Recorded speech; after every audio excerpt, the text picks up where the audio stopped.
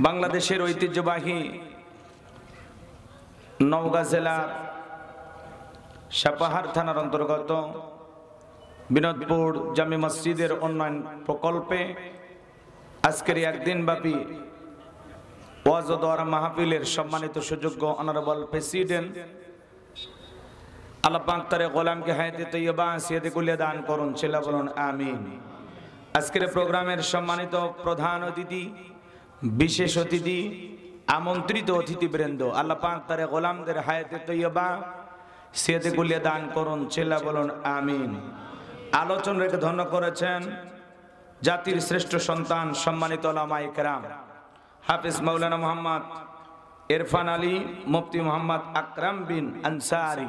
সকল আলোচকের আলোচনা আল্লাহ পাক দ্বীনের জন্য, ইসলামের জন্য, কোরআনের খেদমতের জন্য কবুল করুন, চিল্লা বলুন আমিন। মঞ্চে উপস্থিত সম্মানিত উলামায়ে কেরাম, সামনে বসা পিতৃ সমতুল্য মুরব্বী বাবাজিরা, কলিজার টুকরা প্রাণপ্রিয় যুবক ভাইরা, ছোট ছোট সোনামানিকেরা, পর্দার আড়ালের সম্মানিত অবলা সরলা আবেদা সালেহা মা ও বোনেরা, প্রশাসনের সম্মানিত পুলিশের ভাইয়েরা, ডিবির ভাইয়েরা, জাতির বিবেক প্রিয় সাংবাদিক বন্ধুগণ, বিভিন্ন রাজনৈতিক দলের সম্মানিত নেতা কর্মী ভাইয়েরা, সবাইকে নিয়ে মহান মনিবের দরবারে সিজদা অবনত চিত্তে কালিমাতুশ শুকর আদায় করে পড়ছি আলহামদুলিল্লাহ। হয় নাই কৃপণতা অলসতা দূর করে মুসলমান হিসাবে সিংহের মতো বাঘের মতো গর্জন করে আল্লাহ দেয়া জবান দ্বারা দুইটা ঠোঁট নাড়ায়া চিৎকারে মেরে বলুন আলহামদুলিল্লাহ। পড়ুন রব্বানা লাকাল হামদ হামদান কাসীরান তাইয়িবান মুবারাকান ফি। লক্ষ কোটি দরুদ সালাম মানবতার শ্রেষ্ঠ বন্ধু বিশ্বনবী বিশ্বনেতা যিনি আইয়ামে জাহিলিয়াতের যুগ আগমন করে অসভ্য মানুষদেরকে সভ্য বানিয়েছেন, অভদ্র মানুষদেরকে ভদ্র বানিয়েছেন, কোরআন নামের সংবিধান দিয়া কোরআনের রাজ কায়েম করে সোনালী যুগ বাহার দিয়া মদিনার পাক ভূমিতে শায়িত আছেন। সে রাসূলের প্রতি কলেজে ভরা মহব্বত নিয়ে পড়ছি দরুদ ও সালাম, সকলেই পড়ুন সাল্লাল্লাহু আলাইহি ওয়াসাল্লাম। সম্মানিত ভাইরা, আজকের প্রোগ্রামে আসতে পেরে বসতে পেরে আপনারা খুশি না বেজার? কারা কারা বেজার দুই হাত তুলে দেখান। আলহামদুলিল্লাহ। নওগাঁর মানুষ চালাক, শ্রোতারা যদি চালাক হয় ওয়াজ করে শান্তি পাওয়া যায়, কইতে কলিকাতা বুঝে নাই। আজকের মাহফিলে আসতে পেরে বসতে পেরে কারা কারা খুশি, মুখে নিয়ে হাসি আওয়াজ দেবে বেশি। আল্লাহ নামের এমন একটি স্লোগান দেবেন, এলাকায় যদি কোনো ইসলাম বিরোধী উই পোকা, সার পোকা, তেলা পোকা থাকে, ওদের কলিজায় যেন কম্পন সৃষ্টি হয়, এমন আওয়াজ তুলতে রাজি আছেন যারা? বীর মুসলমানের মতো দুটি হাত টান টান করে তুলে দেখান তো তারা। লিল্লাহে তাকবীর, লিল্লাহে তাকবীর। আল কোরআনের আলো, আল হাদিসের আলো, দুনিয়ার মুসলিম, দুনিয়ার মুসলিম, সারা বিশ্বের মুসলিম। আমার নেতা তোমার নেতা, আমার নেতা তোমার নেতা। লিল্লাহে তাকবীর। আল কোরআনের আলো, আল হাদিসের আলো, দুর্নীতির আলো। হাত নামান। অনেকে ঝোঁকে তালে বলেই ফেলেছেন দুর্নীতির আলো ঘরে ঘরে জ্বালো। বাংলাদেশে দুর্নীতি দমন কমিশন আছে না নাই? এরপরে দুর্নীতি কমেছে নাকি ডিজিটাল কাজে বেরিয়ে চলেছে? দিন যত করার ছিল দুর্নীতির পাল্লা তত ভারী হচ্ছিল। কথা বলেন ঠিক কিনা? আমরা চাই আমাদের প্রিয় মাতৃভূমি বাংলাদেশ দুর্নীতি মুক্ত আল্লাহ কবুল করুন, ছেলে বলুন আমিন। আমরা চাই আমাদের বাংলাদেশ মাদক মুক্ত আল্লাহ কবুল করুন, ছেলে বলুন আমিন। আমরা চাই আমাদের বাংলাদেশ যৌতুক মুক্ত আল্লাহ কবুল করুন, ছেলে বলুন আমিন। সম্মানিত ভাইরা, আমার ভূমিকায় লম্বা কথা নয়, সরাসরি মূল আলোচনায় প্রবেশ করতে চাই। তারপরে দু একটি কথা না বললে নয়। আজ থেকে 1 বছর আগে আমরা যখন কোরআনের মাহফিলে কথা বলার জন্য যাইতাম, বলে হুজুর সাবধানে কথা বলবেন, ভুলে যাবেন না এলাকা কার। ওদের কথার সাইজ শুনে মনে হতে এলাকা ওদের বাবার। কথা বলে ঠিক না? তাহলে আমি কথা বলবো পবিত্র কোরআনুল কারীমের কোন সূরা বলেন? সূরা আহজাব। একটু বলেন না ভাই, কোন সূরা? আহজাব। সম্মানিত ভাইয়েরা আমার, এটি হলো পবিত্র কোরআনুল কারীমের 33 নম্বর সূরা। সূরা নাম্বার কত? একটু জোরে বলেন। কোরআনুল কারীমের 33 নম্বর সূরা। মোট আয়াত আছে 73টি, রুকু আছে 9টি, বিশ্বনবীর মদিনার জিন্দেগিতে আল্লাহ রাব্বুল আলামিন এই সূরাটি নাজিল করেছেন। আমি আপনাদের সামনে 22 নাম্বার পারার 6 নাম্বার পৃষ্ঠা থেকে বেশ কয়েকটি আয়াতে কারিমা তেলাওয়াত করেছি। এই আয়াতগুলোকে সামনে রেখে আলোচনা রাখতে চাই। আল্লাহ যেন তার গোলামকে আপনাদের সামনে কিছু কথা বলার তৌফিক দান করেন। চিল্লায় বলেন আমিন। আমার কোনো জ্ঞান নাই, জ্ঞান দেওয়ার মালিককে। قالوا سبحانك لا علم لنا إلا ما علمتنا إنك أنت العليم الحكيم। জ্ঞান দেওয়ার মালিক কে? আল্লাহর কাছে দয়া করুণা ভিক্ষা চেয়ে আপনাদের সকলের দোয়া নিয়ে আমরা শুরু করছি সূরা আহজাব। কোন সূরা? আমি যে আয়াতে কারিমাগুলো তেলাওয়াত করেছি আয়াতের নাম্বার হলো 66, 67, 68, 69। কয়টা আয়াত? 4টা আয়াত। জোরে বলেন কয়টা? একটু জোরে বলেন কয়টা? এই 4টি আয়াতে কারিমার সামনে রেখে আমরা আলোচনা করব। আল্লাহ যেন তার গোলামকে আপনাদের সামনে এই কথাগুলো উপস্থাপন করার তৌফিক দান করেন। চিল্লায় বলেন আমিন। এবার জবান ছেড়ে সবাই আমার সঙ্গে পড়ুন। আউযু বিল্লাহি মিনাশ শাইতানির রাজিম। বিসমিল্লাহির রাহমানির রহিম। আর আস্তে কোন আল্লাহু আকবার। আয়াত যখন শেষ হবে একটু আল্লাহু আকবার বলবেন। আমি করব আওয়াজ, আপনারা দেবেন আওয়াজ, জবাব দিবেন ঠিক ঠিক। আলোচনা হবে কমপ্লিট। শ্রোতাদের স্পিরিটেই বারে বক্তার হিট। আলোচনা হবে জায়গা মতো ফিট। আগে বলতাম কিছু আজ প্যান্ডেলে, কিছু আজ অ্যাঙ্গেলে। এখন আর অ্যাঙ্গেলে না, যা বলবো সব ডাইরেক্ট। কথা বলেন ঠিক কি না? অ্যাঙ্গেলে বলার দিন শেষ, ডাইরেক্ট বলার বাংলাদেশ। একটু কথা আমার সাথে বলবেন। একটা কিচ্ছা কাহিনী শুনতে গেলে তো হুহা বলা লাগে, কথা কয় না। আলোচনা শুনবার আসছেন, আপনারা চুপচাপ থাকলে আমি এখন ওয়াজ করতেছি, আপনারা যদি না বোঝেন, হ্যাঁ হ্যাঁ লেগে দাও বাবা, কষ্ট হচ্ছে আপনাদের। তাহলে ভাইরা আমার, বিতাড়িত মুর্দার শয়তানের কাছ থেকে আল্লাহ পাকের কাছে আশ্রয় প্রার্থনা চাচ্ছি।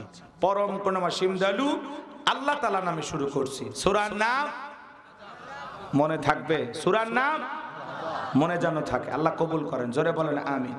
আহজাব মানে জোট, একতাবদ্ধ হওয়া। বিচ্ছিন্ন থাকবেন, সফলতা আসবে না। সবাইকে ঐক্যবদ্ধ হওয়া লাগবে, এক প্ল্যাটফর্মে আসা লাগবে। কথা বলেন ঠিক কি না? আজকে মুসলমানেরা বিচ্ছিন্ন থাকার কারণে তোমার খা বিভিন্ন দলে বিভক্ত, এ দল সে দল। আহা হা, এদেশে আমরা স্বপ্ন দেখতেছি ইসলামারা যারা আছে সকল ইসলামী ঘরানার সকল দলগুলো যদি ঐক্যবদ্ধ হয়ে এক প্ল্যাটফর্মে আসতে পারে, ইসলামের বিজয় কেউ ঠেকাইতে পারবে না। কথা বলে ঠিক কি না? কিন্তু আমাদের দলাদলি, গুতাগুতি, টুপি নিয়ে দলাদলি, এ নিয়ে দলাদলি, ও নিয়ে দলাদলি, এই দলাদলি করতে করতেই মাঝখানে বাতিলের আবার ঘাড়ে চাইবে বসে, আর কিচ্ছু করার থাকে না। কথা বলে ঠিক কি না? এই জন্য আমিন আসতে না জোরে, দললিন না জললিন। কথাকে বুঝাইতে পারলাম? টুপি লম্বা না ছোট, নবী নূরের তৈরি না মাটির তৈরি, মিলাদ কিয়াম জোরে পড়বেন না আস্তে পড়বেন, দাঁড়ায় পড়বেন না বসে থেকে পড়বেন, এগুলো দলাদলি বন্ধ করে আসুন আল্লাহর এই জমিনে আল্লাহর দ্বীনকে প্রতিষ্ঠিত করার জন্য, কোরআনের সমাজ ব্যবস্থা কায়েম করার জন্য আমরা সবাই ঐক্যবদ্ধ হই। কথা বলে ডেকে না। পরে দলাদলি গুতাগুতি পরে করা যাবে।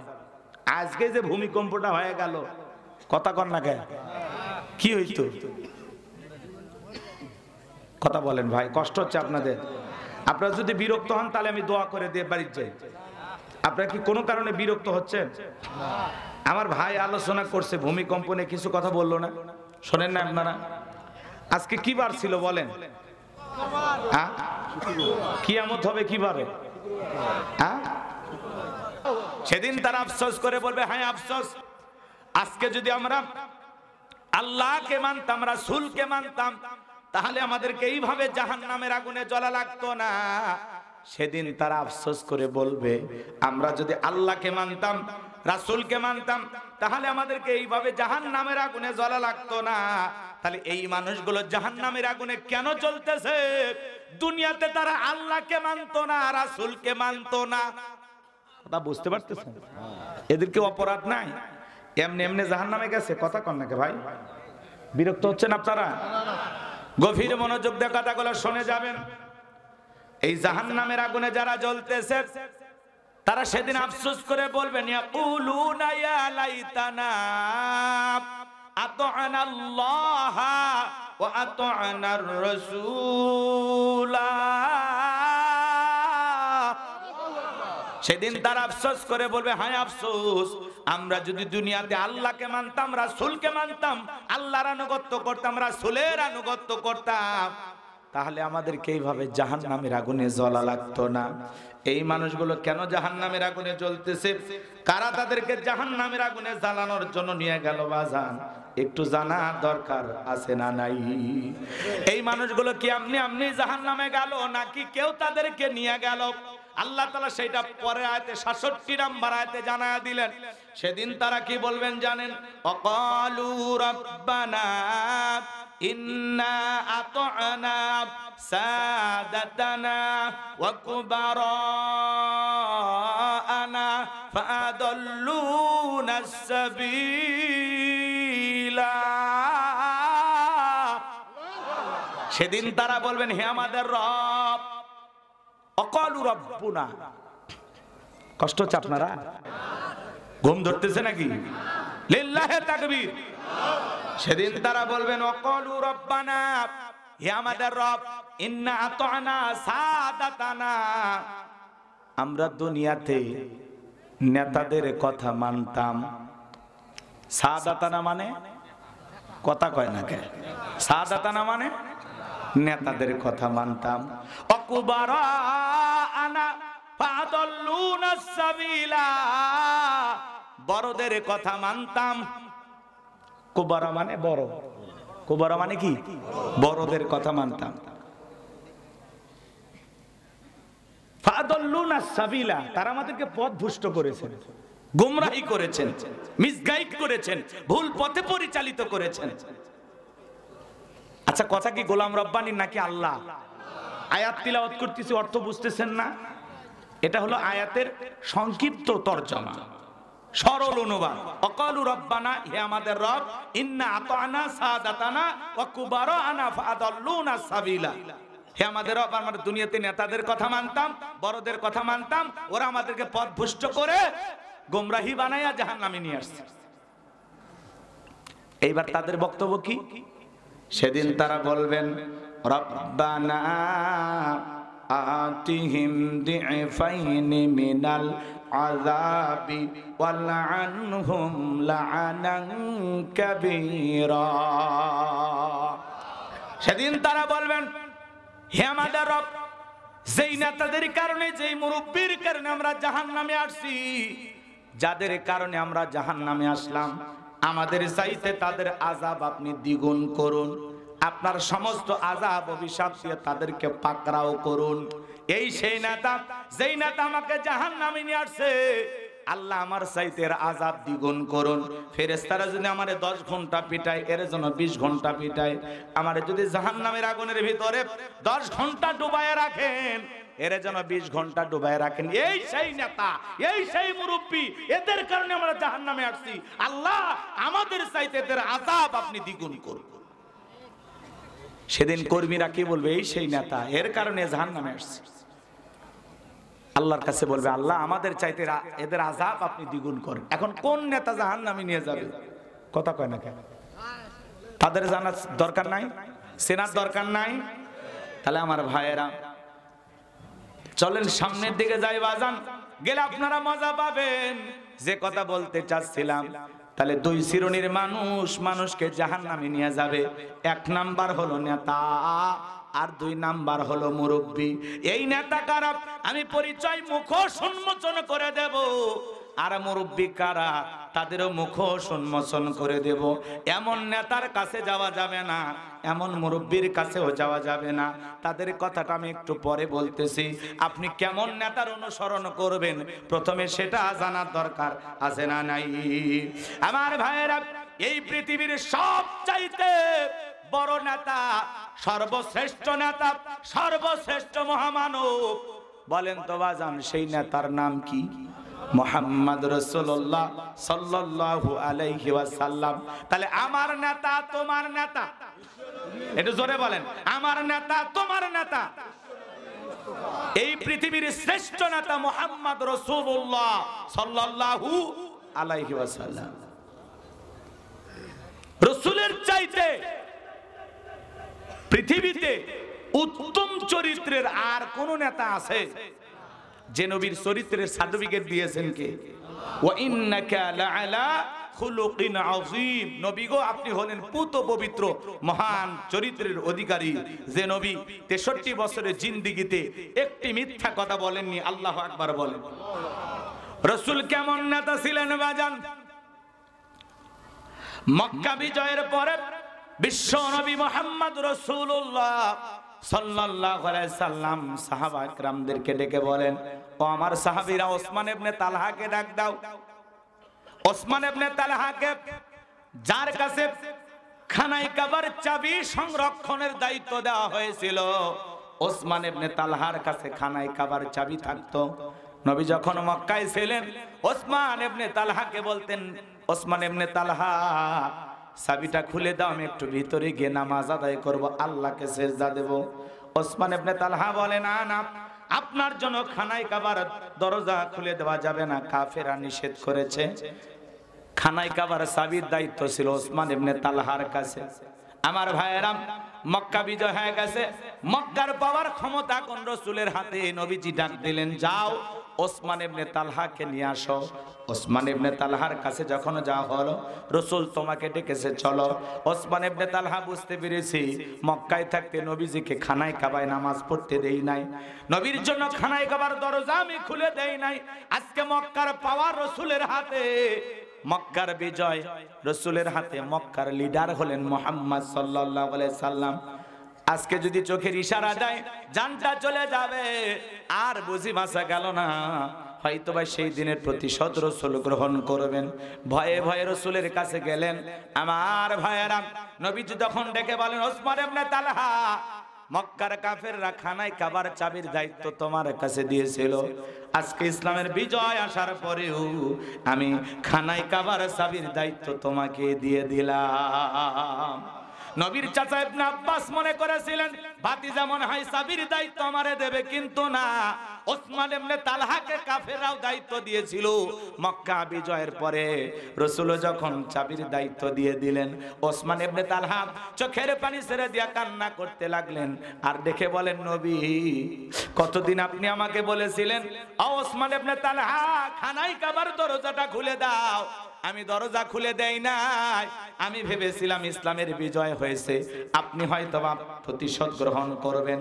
আপনি যদি চোখ দিয়ে ইশারা দেন আমার জীবনটা মুহূর্তে শেষ হয়ে যাবে, কিন্তু আপনি তা না করে আমাকে মাফ করে দিলেন, খানায় কাবার চাবির দায়িত্ব দিলেন। এই কথা শোনার পরে ওসমান ইবনে তালহা ডেকে বলে, আমি আর অমুসলিম থাকবো না, আমি কালেমা পড়ে মুসলমান হতে চাই। নবীজির ব্যবহার দেখে মানুষ কালেমা পড়ে মুসলমান হইতো। সুবহানাল্লাহ বলেন। ওসমান ইবনে তালহা, রাসূল তাকে ক্ষমা করলেন, প্রতিশোধ গ্রহণ করলেন না।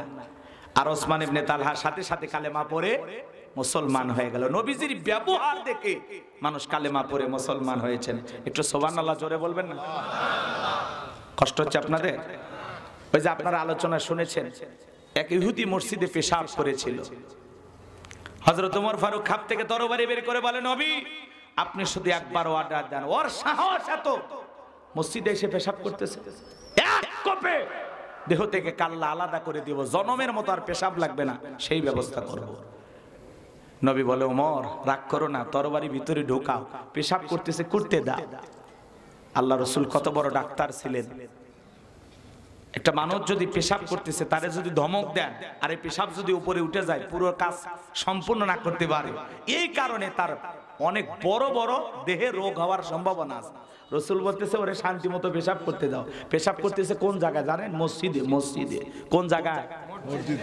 যেখানে নবী সাহাবীদেরকে নিয়ে নামাজ আদায় করে। আপনারা বলেন, মসজিদের মধ্যে কেউ এসে যদি পেশাব করে কি করবেন? বেরোবেন, মারবেন। আর দেখেন আমার নবী কত সুন্দর আচরণ করেছিলেন তার সাথে। আমার ভাইয়েরা, ইহুদি পেশাব করতেছে, ওমর ফারুক তরবারি বলে বের করে বলে নবী দেখেন পেশাব করে মসজিদ মাকায়া দিতেছে, আপনি একবার অনুমতি দেন, মনে হয় সারাদিনের পেশাব জমায় রাখছে, এক কপি দেহ থেকে কাল্লা ফেলে দেব। নবী বলে না ওমর, তুমি তরবারি ভিতরে ঢোক, আমি দেখতেছি, আমি তো আসি। এইবার ইহুদির পেশাব করা শেষ হয়ে গেল। নবীজি কাঁধে হাত দিয়ে বললেন শোনো, তোমরা যেখানে ইবাদত করো, তোমাদের যে উপাসালয় আছে, সেখানে যদি কেউ পেশাব করে কি করবা? ইহুদিকে খাপ থেকে তরবারি বের করে বলে তার মধ্যে আর আমার মধ্যে ফয়সালা করবে এই তরবারি। নবী ডেকে বলে তুমি যে জায়গায় দাঁড়িয়ে পেশাব করেছো, এখানে আমরা আমাদের মালিক আল্লাহকে সিজদা দেই, আমরা আল্লাহর ইবাদত করি, আর কোনোদিন এই জায়গায় দাঁড়িয়ে তুমি পেশাব করবা না। ইহুদি চোখের পানি ছেড়ে দিয়ে কান্না করতে লাগলেন, আর ডেকে বলেন নবী আমি পেশাব করেছি আর বাঁকা চোখে দেখেছি। ওমর ফারুক বারবার খাপ থেকে তরবারি বের করে আপনার কাছে আমাকে হত্যা করার অনুমতি চাই, কিন্তু আপনি অনুমতি দিলেন না। আমি পেশাব করলাম, দুর্ব্যবহার করলেন না, রাগারাগি করলেন না, গালি দিলেন না, খারাপ ব্যবহার করলেন না, বরং আমাকে অনুরোধের ভাষায় যেভাবে বুঝাইলেন, আমার ইহুদি থাকতে চাই না, যেই ধর্মের নেতার ব্যবহার এত সুন্দর, সেই ধর্ম গ্রহণ না করে আমি আর বাড়িতে যাব না, আপনি আমাকে কালেমা পড়ায় দেন। ইহুদি তখন পরিষ্কার পবিত্র হয়ে আসলো, আর নবীজি তাকে কালেমা পড়া দিলেন, লা ইলাহা ইল্লাল্লাহু মুহাম্মাদুর রাসূলুল্লাহ সাল্লাল্লাহু আলাইহি ওয়াসাল্লাম। আমার ভাইরা, তাহলে নবীজির ব্যবহার দেখে কাফির বেঈমানরা কালেমা পড়ে মুসলমান হয়েছেন। আজকে মুসলমানের ব্যবহার দেখে মুসলমান হয় না। কথা কর, আমরা রাসূলের আদর্শ থেকে দূরে সরে আসছি। তাহলে রাসূল আকরাম সাল্লাল্লাহু আলাইহি সাল্লাম মানুষের মন জয় করেছেন ব্যবহার দিয়া, কথা বলে, ভালো আচরণ দিয়া, মিষ্টি কথা দিয়া, উদারতা দিয়া মানুষকে ক্ষমা করেছেন, আর মানুষ সঙ্গে সঙ্গে নিজের জীবনটাকে পরিবর্তন করে কালেমা পড়ে মুসলমান হয়েছে। কথা বলে ঠিক না? এরে বাবা এরকম হয় কেন? আর আমাদের ব্যবহার,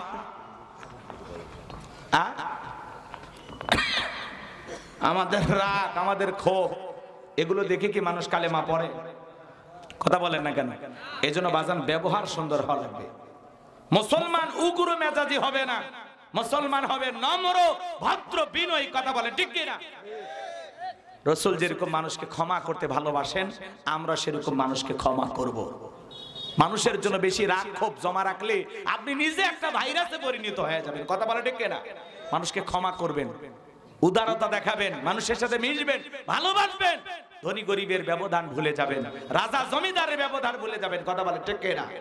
এই জন্য আল্লাহ রাব্বুল আলামিন বলেন ওয়ালা তাস্তাবিল হাসানাতু ওয়ালাস সাইয়্যিআ ইদফা বিল্লাতি হিয়া আহসানু ফাইযাল্লাযী বাইনাকা ওয়া বাইনাহু আদাওয়াতুন কাআন্নাহু ওয়ালিয়্যুন হামীম। সূরা হামীম সেজদার 34 নম্বর আয়াত। আল্লাহ তাআলা জানিয়ে দিলেন ভালো আর মন্দ সমান হতে পারে না।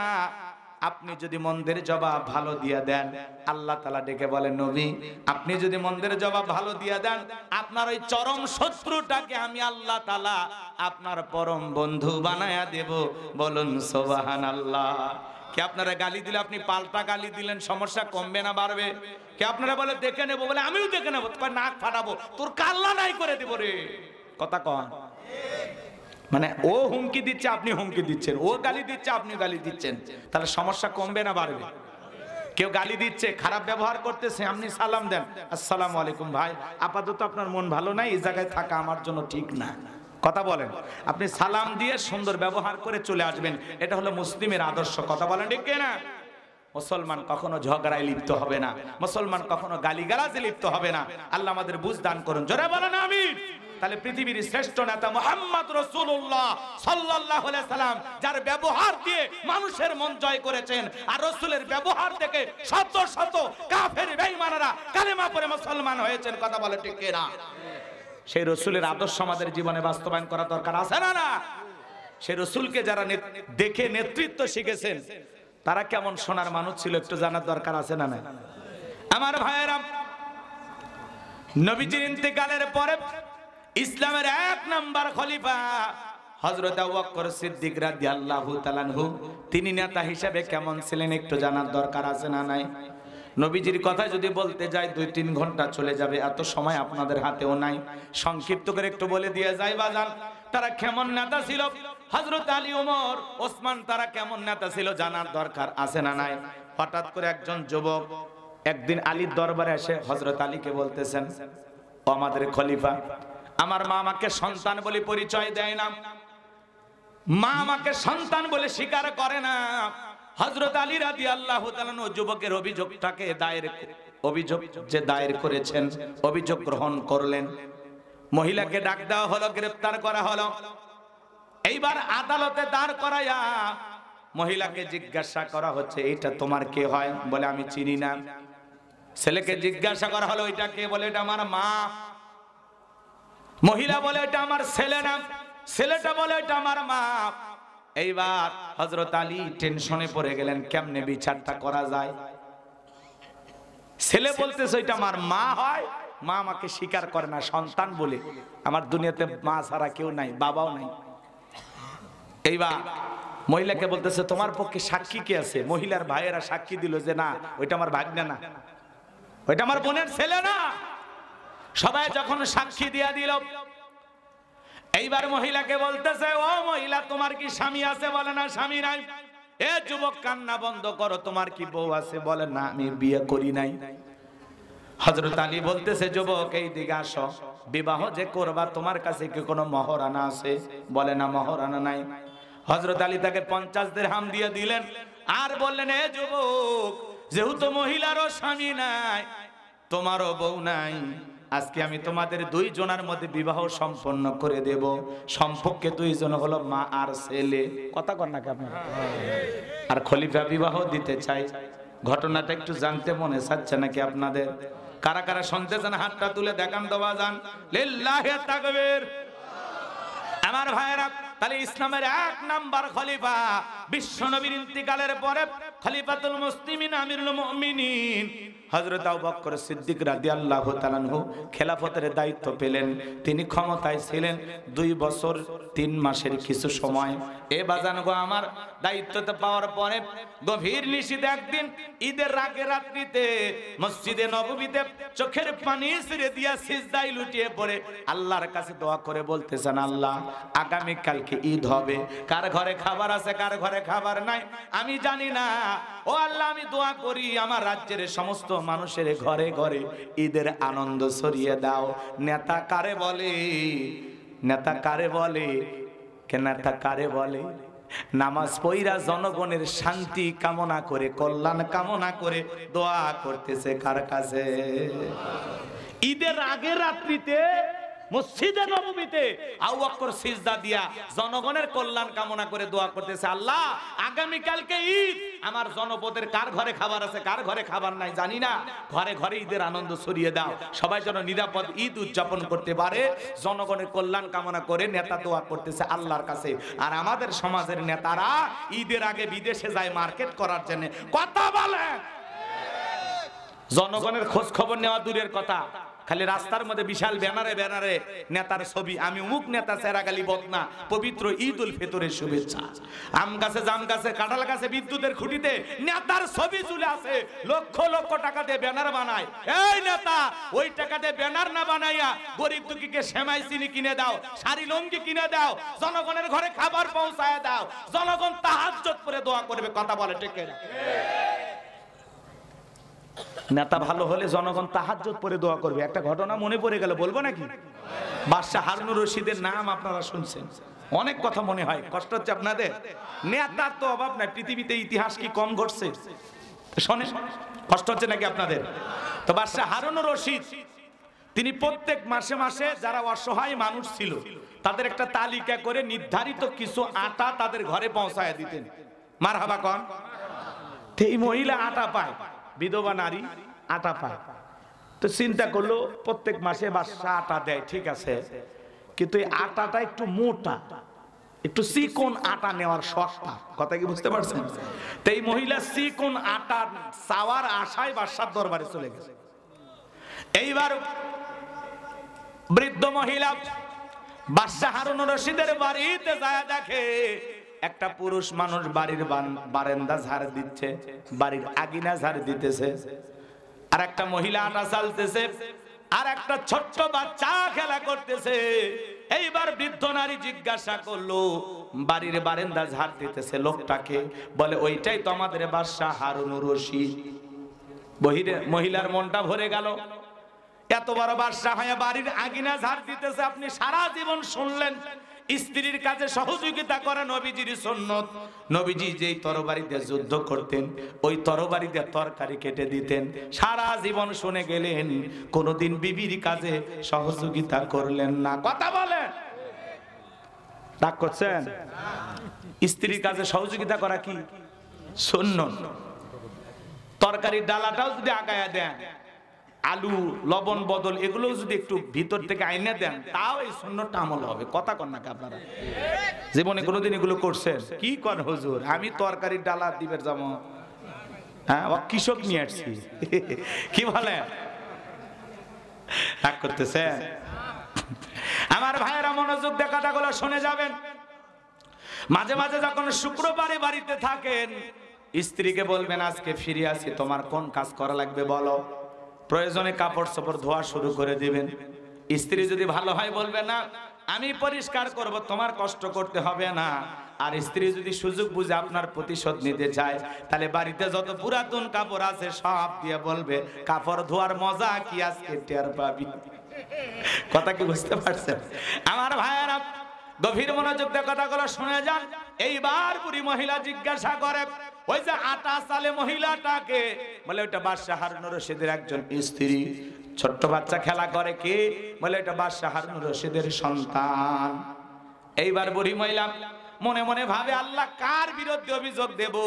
যেই দেশের নেতা এত ভালো, নিজেও মোটা আটা খাইতেছি, আমার বাড়ির আটার চাইতে বাদশার বাড়ির আটা আরো বেশি মোটা মনে হইতেছে। কোনো অভিযোগ না দিয়ে বাড়িতে চলে গেল। বাদশা হারুন রশিদ তাহাজ্জুদের নামাজ আদায় করে, ছদ্মবেশ ধারণ করে জনগণের দুঃখ দুর্দশা দেখার জন্য ঘোরাফেরা করতেছেন। ঠিক যেই মহিলা দিনের বাড়িতে, দিনের বেলায় বাদশার বাড়িতে, রাতের বেলায় ওই বাদশা আসছে মহিলার বাড়িতে। খুব সুন্দর করে কথাগুলো শুনবেন বাজান। এইবার বুড়ি মহিলাও তাহাজ্জুদ পড়ে দোয়া করে, নেতা যদি ভালো হয় জনগণও ভালো হবে। নেতাও তাহাজ্জুদ পড়ে, জনগণও তাহাজ্জুদ পড়ে। জোরে কোন মারহাবা, লিল্লাহি তাকবীর। বুড়ি মহিলাও তাহাজ্জুদ পড়ে আল্লাহর কাছে দোয়া করে, বলে আল্লাহ আমার দেশের বাদশা হারুন রশিদ এত ভালো নেতা, নিজেও মোটা আটা খায়, জনগণকে মোটা আটা খাওয়ায়, বাদশার বিরুদ্ধে অভিযোগ দেওয়ার কোনো জায়গা নাই। আল্লাহ তুমি আমার বাদশার হায়াত বাড়াইয়া দিও। নেতা ভালো হলে জনগণ হাত তুলে বলে আল্লাহ নেতার হায়াত বাড়ায় দাও। আর নেতা যদি জালেম হয় জনগণ হাত তুলে বলে আল্লাহ ওই জালেমের হাত থেকে আমাদেরকে বাঁচাও। কথা বলেন, কথা বলেন আমার ভাইয়েরা। এইবার বুড়ি মহিলা 2 নাম্বার দোয়া করে, আল্লাহ বাদশা হারুন রশিদের একটা ছেলে সন্তান দেখলাম, সে যেন অকাল মৃত্যুবরণ করে, তাড়াতাড়ি করে মারা যায়। বাদশাই দোয়া শুনে চমকে উঠছে যে বুড়ি 1 নাম্বার দোয়া করলো ভালো, আমার হায়াত কামনা করছে, কিন্তু 2 নাম্বার আমার ছেলে মারা যাওয়ার দোয়া করলো। কয় আল্লাহ বাদশা হারুন রশিদের ছেলে সন্তানটা যেন তাড়াতাড়ি মারা যায়, অকাল মৃত্যুবরণ করে। 3 নাম্বার দোয়া করে, আল্লাহ এই রাজ্যের যত মুয়াজ্জিম আছে সবাই যেন তাড়াতাড়ি করে মারা যায়। বুড়ি মহিলার দোয়া শুনে বাদশা হারুন রশিদ অবাক হয়ে গেল। পরের দিন সকালবেলা লোক পাঠাইছে বুড়ির বাড়িতে। এই বুড়ি কেন এই দোয়াগুলো করছে আপনারা কি শুনবেন? কথা বলেন না কেন? কারা কারা শুনবেন হাতটা তুলে দেখান। লিল্লাহি তাকবীর। আমার ভাইয়েরা, তাহলে আমি যে কথা বলতে চাচ্ছিলাম, হযরত আবু বকর সিদ্দিক রাদিয়াল্লাহু তাআলা দোয়া করলেন জনগণের জন্য। ঈদের রাত্রিতে ঘরের ভিতরে প্রবেশ করেছেন, স্ত্রী ডেকে বলে কি গো স্বামী, আগামী কালকে ঈদ হবে, কই ভালো খাবার, কই সন্তানদের জন্য পোশাক। হযরত আবু বকর ডেকে বলে যে এই রাজ্যের নেতা এখনো নিশ্চিত হয়ে বলতে পারে না কার বাড়িতে খাবার আছে কার বাড়িতে খাবার নাই, সেই নেতার বাড়িতে এত ঈদের আনন্দ করার কোনো প্রয়োজন নাই। জোরে কোন মারহাবা। এইবার আবু বকরের স্ত্রী এক বস্তার মতো কিছু জব, আটা, খেজুর একত্রিত করে স্বামীকে দিয়া বললেন, স্বামী সন্তানদের জন্য ভালো কিছু খাবার আর পোশাকের ব্যবস্থা করেন, আপনি এটা বিক্রি করে দিয়ে আসেন। এক বস্তা জব, আটা, খেজুর নিয়ে যায় অর্থমন্ত্রী আসলামকে ডেকে বলে, আসলাম, এখনো তালিকা অনুযায়ী যে সমস্ত গরিব মানুষদের ঘরে খাবার পৌঁছায় নাই, আমি আবু বকর বস্তাটা দিয়ে গেলাম, এই খাবারগুলো জনগণের ঘরে পৌঁছায় দাও। চিৎকার মেরে বলুন আল্লাহু আকবার। ইসলামিক নেতা কারে বলে, আদর্শ নেতা কারে বলে? হযরত আবু বকর নিজের ঘরের খাবার নিয়ে যায় জনগণের মুখে তুলে দিচ্ছে, আল্লাহু আকবার। আর ওরা জনগণের খাবার কাইরা খায়। কথা কয়, জনগণের খাবার কাইরা খায়, জনগণ ডাস্টবিনের খাবার ঘুরে খায়, আর ওরা খায় তেহেরি নিহেরি বিরিয়ানি রোস্ট ভিআইপি খাবার। কথা কন, চাইনিজ খাবার খায়, কোটি কোটি টাকা ওরা অপচয় করে, জনগণ খাইতে পারে না, এই খোঁজ খবর ওরা রাখে না। কথা বলেন বাজান, লম্বা হবে বাজান। আবু বকরের ঘটনাও যদি বলতে চাই 2-3 রাত চলে যাবে, আলোচনা শেষ হবে না। একদিন আসরের নামাজের পরে হযরত আবু বকর তাকায় দেখে একটা বৃদ্ধ নারী কুজ হেলে গেছে, মাথার উপরে বিশাল বড় একটা টোকলা নিয়ে পথ চলতেছে। হযরত আবু বকর দূর থেকে সালাম দিলেন, আসসালামু আলাইকুম। ও বুড়িমা, কই যাইতেছেন এত বড় টোকলা বহন করে? ডেকে বলে, বাবা ওই যে জঙ্গল দেখা যায়, ওখানে আমার একটা ছোট্ট ঘর আছে, ওই ঘরে আমি বসবাস করি। আবু বকর ডেকে বলে, মা কষ্ট মনের মধ্যে নেবেন না মা, আপনার বোঝাটা আমার কাঁধে দেন, আমি আপনার ঘর পর্যন্ত পৌঁছায় দেব। হযরত আবু বকর সিদ্দিক রাদিয়াল্লাহু তাআলা আনহু টোকলাটা নিয়ে মহিলার ঘর পর্যন্ত টোকলাটা পৌঁছায় দিয়ে জিজ্ঞাসা করে, মা এই বাড়িতে আপনার কে কে আছে? বলে, বিশ্বাস করো বাবা, এই দুনিয়াতে আমার স্বামী নাই, সন্তান নাই, আপন বলতে আল্লাহ ছাড়া এই অভাগীর আর কেউ নাই। হযরত আবু বকর বলে, মা কিভাবে আপনার দিনকাল যায়? বলে, মানুষের দ্বারে দ্বারে কিছু চাই, মানুষ একটু সহযোগিতা করে, এই খাবার দিয়ে আমার দিনের পরে দিন, রাতের পর রাত কেটে যায়।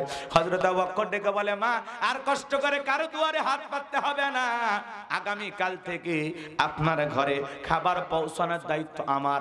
ওই মহিলা ডেকে বলে, বাবা কেন তুমি দায়িত্ব নিবা?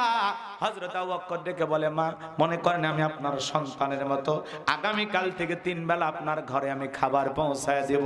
নেতা কারে বলে বাজান? বৃদ্ধ মহিলার বোঝা বহন করে ঘর পর্যন্ত পৌঁছায় দিলেন।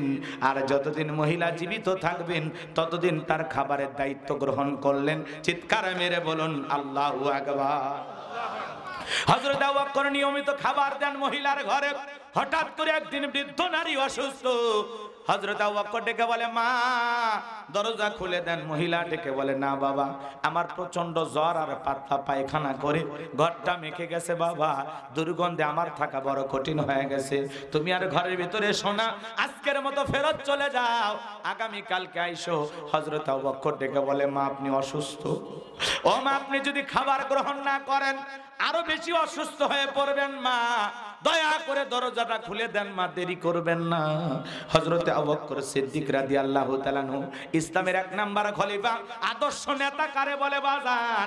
এই কথাটা বোঝানোর জন্য আলোচনা করতেছি, আমি কিন্তু আমার লাইন মতো আলোচনা করতেছি, আপনার মাথায় ঢুকতেছে কিনা আল্লাহ ছাড়া আর কেউ জানে না। এইবার হযরত আবু বকর যখন বারবার অনুরোধ করলেন, বৃদ্ধ মহিলার অনুরোধ ফেরাইতে পারলেন না, দরজা খুলে দিলেন। হযরত আবু বকর বৃদ্ধ মহিলার হাতে খাবারের টোকলা দিয়ে দিয়ে বলে, মা আপনি খাবার খেয়ে নেন, আর আপনার পায়খানা মাখা ময়লা মাখা কাপড়গুলো আমি ঝরনার পানির থেকে পরিষ্কার করে এনে দেই। বলুন আল্লাহু আকবার। একটু চিৎকার মেরে বলেন আল্লাহু আকবার। এমন চরিত্র কি এই সমাজের কোন মেম্বারেরও পাওয়া যাবে? চেয়ারম্যান এমপি মন্ত্রী বাদ দিলাম, কথা কম, এমন আদর্শ কোন মেম্বারের আছে নাকি? এ বাজান, এই জন্য এদেশে যদি সোনার মতো নেতা চান, তাহলে সোনার মানুষ কিভাবে পাবেন? যাদের ভিতরে আল্লাহর কোরআন থাকবে, যারা এই জমিনে আল্লাহর দ্বীনকে প্রতিষ্ঠিত করতে চাইবে, সেই সোনার মানুষদের পক্ষেই এই সমাজে আবু বকরের মতো নেতার ভূমিকা পালন করা সম্ভব।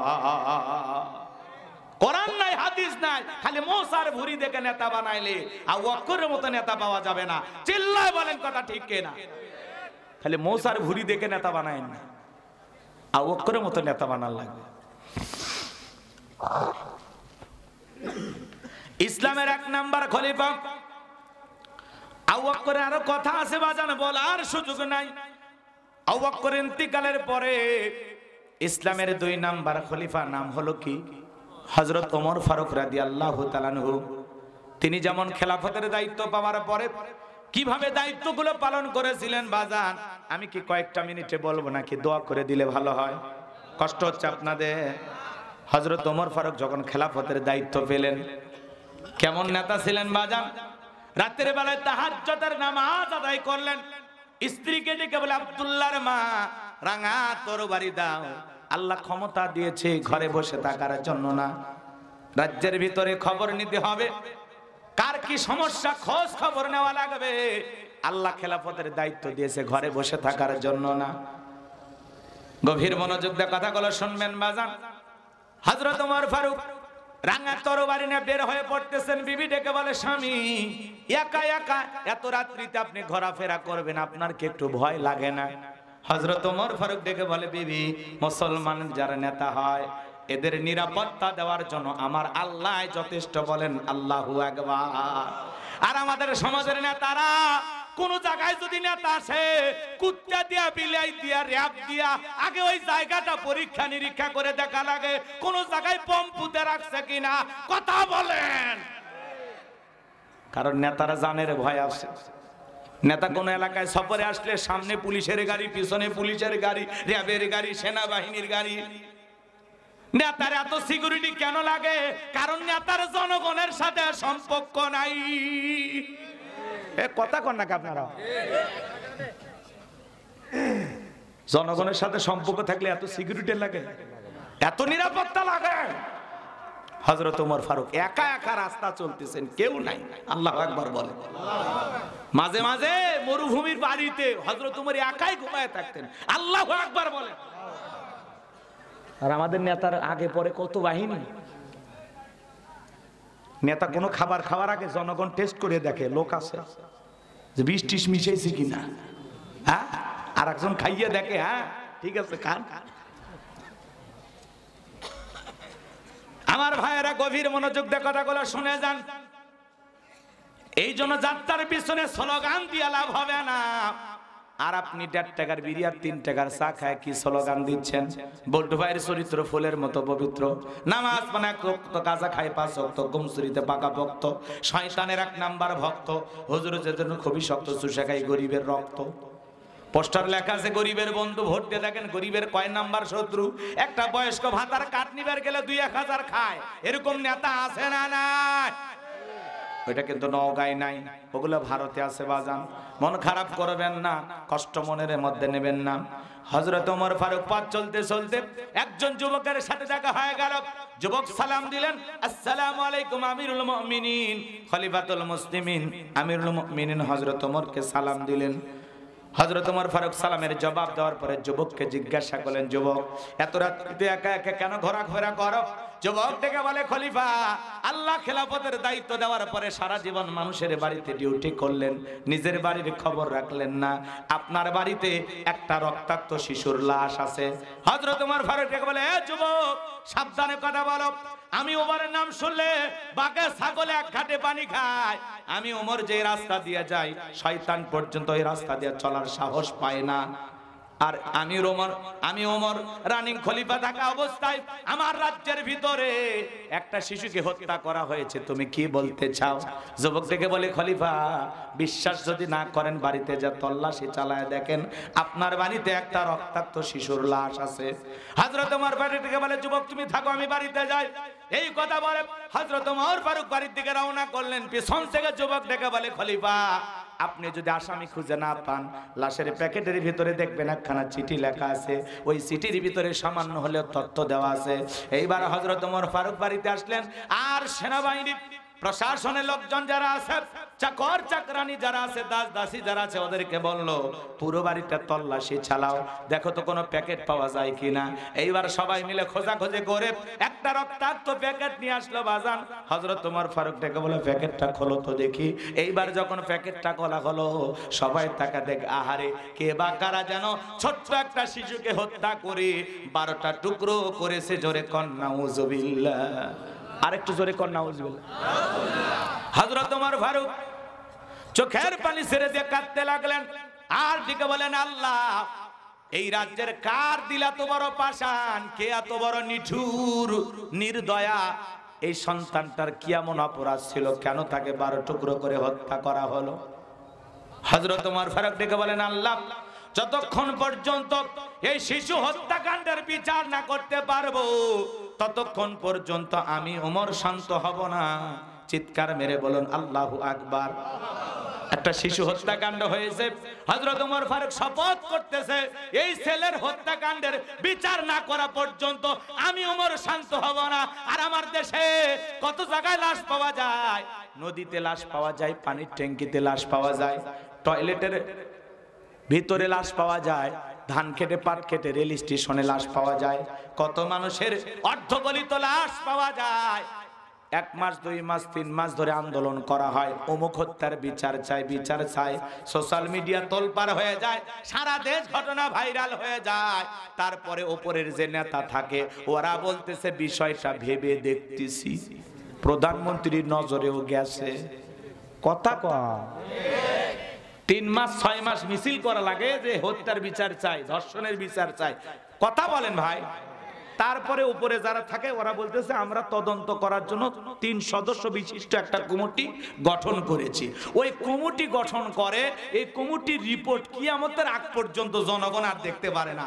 কথা বলা ঠিক না? এই তাল বাহানায় দেশটা চলতেছে। এত হত্যাকাণ্ড বিচার নাই, কথা বলেন, এত ধর্ষণ বিচার নাই। কষ্ট হচ্ছে আপনাদের? সামনে যায় মজা পাবেন। এগুলো আস্তে অনেকে শোনে না, বোঝেও না।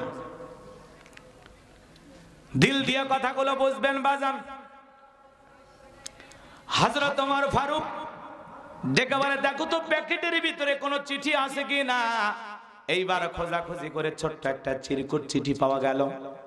হযরত ওমর ফারুক তাকায় দেখেন চিঠির ভিতরে 2টা লাইন কথা লেখা আছে।